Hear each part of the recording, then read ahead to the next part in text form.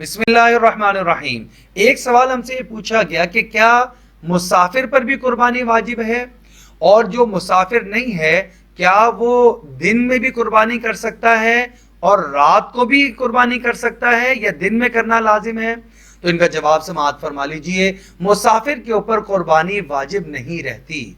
एक आदमी अगर इन तीनों दिनों में जो कुर्बानी की है हालत सफर में है, इसके ऊपर कुर्बानी करना वाजिब नहीं है।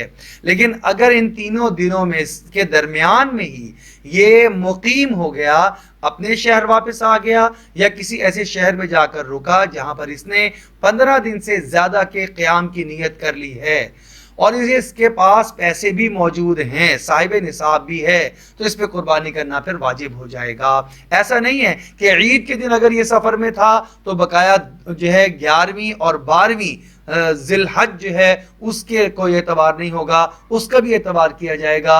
अगर ये तीनों दिन सफ़र में है तो कुर्बानी वाजिब नहीं। अगर किसी एक दिन में है, बकाया 2 दिन में नहीं है, या 2 दिन में है और तीसरे दिन भी ये अपने शहर पहुंच गया, साहिब निसाब है, तो इस पर कुर्बानी करना वाजिब होगा।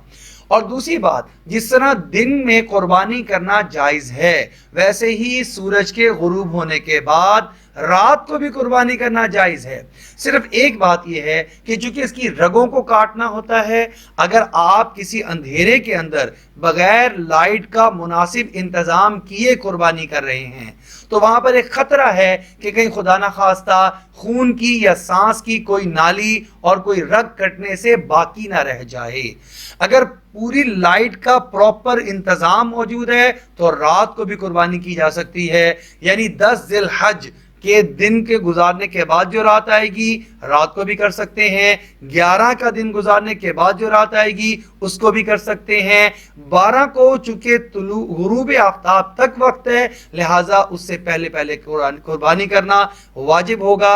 अल्लाह जल्ल शानु से दुआ है अल्लाह रब्बुल इज़्ज़त हमें कुर्बानी के अहकामात को सीख कर उसके मुताबिक अमल पैरा होने की तौफीक अता फरमा दे।